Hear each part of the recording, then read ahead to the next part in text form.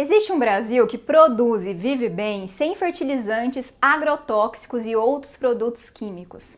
Nessa edição, o De Olho na Resistência vai apresentar algumas dessas técnicas seculares que mostram que é possível diminuir a fome e preservar o ambiente ao mesmo tempo. Você vai saber mais sobre o assunto com as experiências de outros países detalhadas no Fórum Rural Mundial. No De Olho na Cultura, homenageamos o líder indígena e artista plástico Benício Pitaguari, falecido esta semana. Eu sou a Luma Prado e convido você a assistir a mais um episódio do De Olho na Resistência.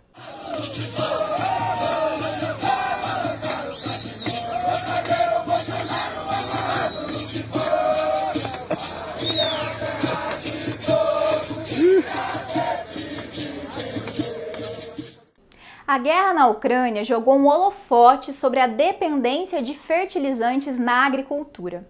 Com a redução das exportações pela Rússia, responsável por 1/5 do mercado global de fertilizantes, o governo aprovou às pressas um novo plano para o setor, enquanto Bolsonaro usa informações falsas sobre uma escassez iminente para defender a abertura de terras indígenas à mineração.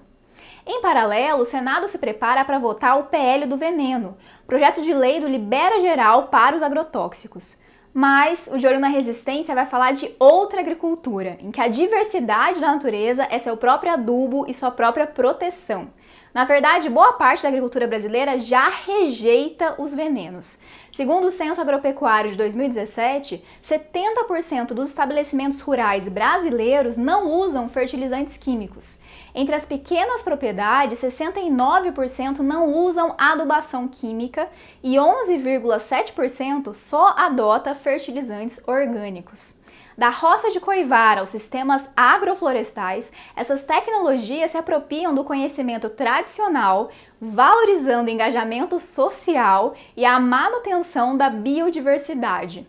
No Paraná, faxinais são comunidades onde os animais de todos os camponeses vivem soltos em áreas comuns, contando com as florestas de araucárias para a alimentação e manutenção do equilíbrio ecológico. É um tipo de modo de vida simples, porque você está na liberdade, sabe?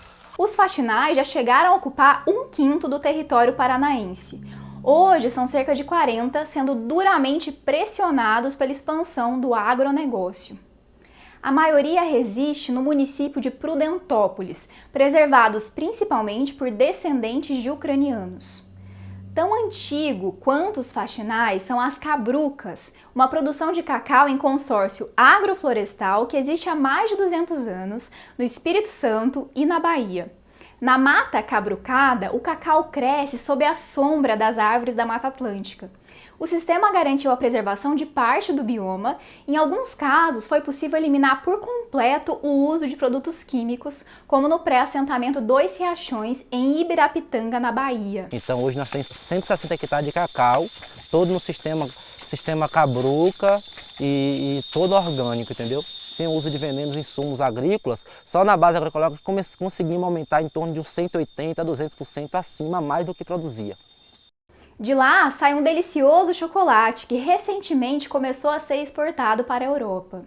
No Vale do Ribeira, em São Paulo, a Mata Atlântica também foi preservada graças ao sistema de cultivo tradicional dos quilombolas, que a partir do conhecimento da natureza escolhem os melhores locais para fazer a roça. O Brasil está cheio de outros exemplos, espalhados por assentamentos, vilas e pequenas propriedades, que mostram que é possível produzir alimentos sem depender de insumos químicos. Para saber mais sobre a agroecologia dos povos do campo, acesse o nosso programa de outubro de 2021. E se você quiser saber a quem interessa tanto fertilizante e veneno, assista ao nosso episódio do De Olho no Congresso sobre as relações entre a multinacional Syngenta e o Senhor Veneno, o deputado federal Luiz Nishimori, relator do PL 6.299.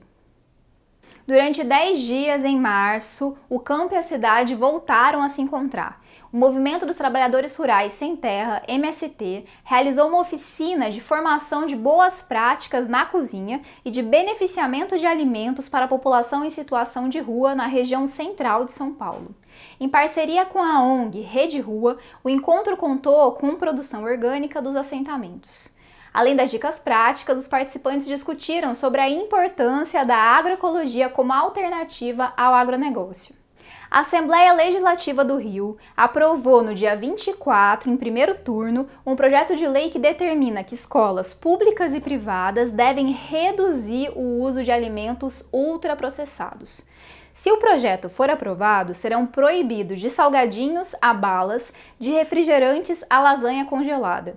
O projeto de lei prevê a priorização da cultura alimentar local, das espécies da estação e da produção local ou regional, preferencialmente originários de produção orgânica e agroecológica. No começo de março, outro projeto prevendo a opção vegetariana na merenda escolar foi aprovado e espera a sanção do governador Cláudio Castro. O caminho para a diminuição dos ultraprocessados no mundo é lento e pode ser comparado à regulação dos cigarros, que levou 50 anos, como lembra a socióloga Paula Jones em reportagem do Joio e o Trigo, cujo link está na descrição. Vale a pena conferir. Pelo país, quilombolas e indígenas se preparam para disputar as eleições. No dia 19, ocorreu a plenária da Mandata Coletiva das Mulheres Quilombolas no Ceará. Em Brasília, uma audiência pública com o tema Mulheres Indígenas na Política, Avanços e Conquistas aconteceu no dia 22. Joênia Wapichana, a única parlamentar indígena no Congresso, destacou o aumento da participação desse grupo na política institucional e defendeu a criação de cotas do fundo eleitoral específicas para mulheres indígenas. Para ela, esse processo agrega valores ausentes no mundo político, como a responsabilidade para com a natureza e a coletividade. A advogada Samara Patachó considerou que o racismo estrutural e institucional limitam a participação das mulheres indígenas nos espaços de poder. Ivanda Witoto, pré-candidata a deputada federal pelo Amazonas, denunciou o descompasso entre a população indígena em seu estado e a representação política composta, segundo ela, apenas por homens brancos. Já no domingo, 27, ocorreu um ato de filiação de lideranças quilombolas no quilombo de Pitimandeua, no Pará. Nos próximos programas, continuaremos de olho nas eleições. Não deixe de ativar o sininho para acompanhar as candidaturas indígenas, quilombolas e camponesas.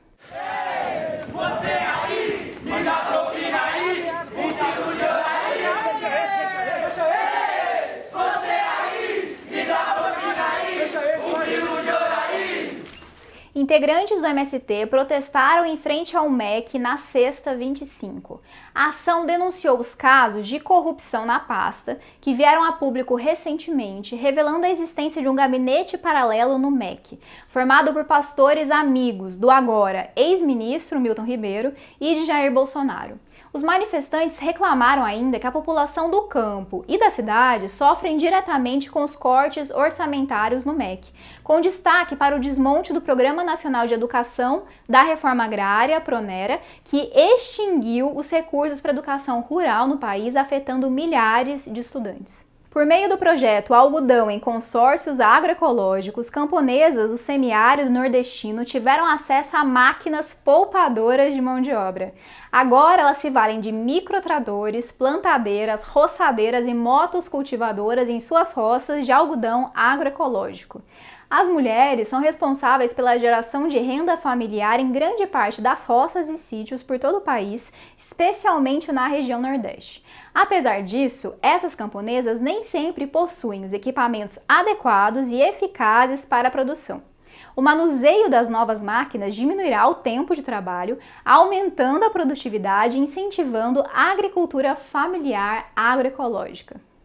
Do Nordeste para Minas Gerais, do algodão agroecológico para o café orgânico. No dia 24, ocorreu um intercâmbio promovido pelo Fórum Rural Mundial, em que foram apresentadas experiências de empoderamento econômico e resistência de mulheres camponesas das Américas, da África e da Ásia.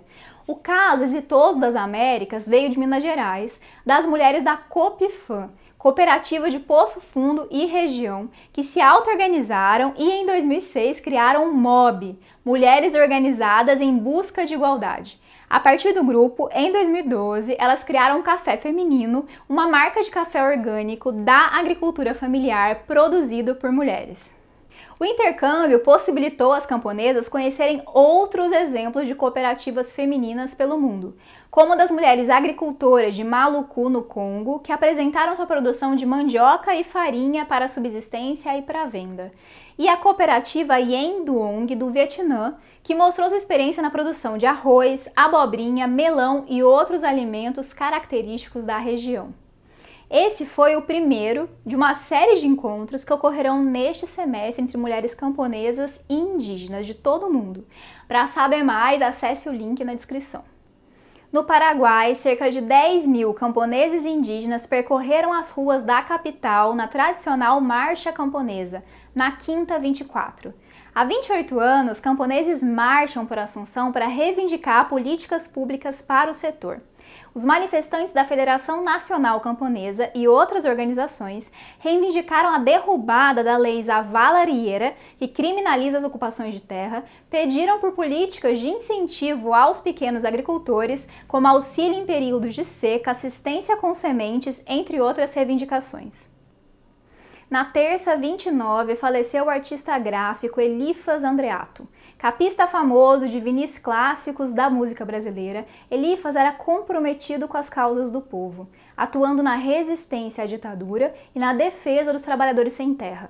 De olho nos surrealistas, presta suas condolências a este grande artista e dedica o quadro De Olho na Cultura a outro grande nome das artes plásticas que morreu nesta semana.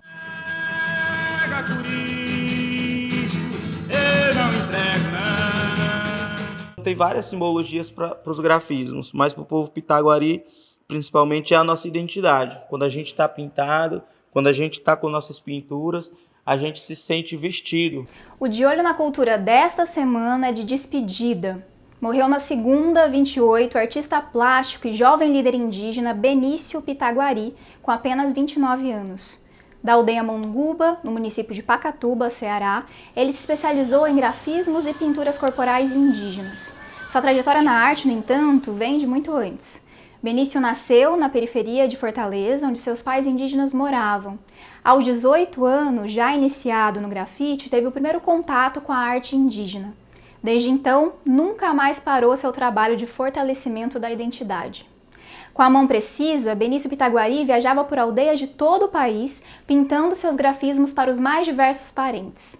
A partir dessa experiência e com vontade de mostrar o que acontecia nas aldeias, Benício tornou-se youtuber. Fala galera, quem vos fala é Benício Pitaguari. No vídeo de hoje, adivinha? Hoje a gente vai fazer tinta de jenipapo. No seu canal, ele mostrava suas técnicas de pintura, entrevistava pessoas, conhecia lugares e posicionava-se sobre as políticas para os povos indígenas. Com um sentimento de pesar, De Olho na Cultura se despede com algumas das pinturas corporais de Benício Pitaguari.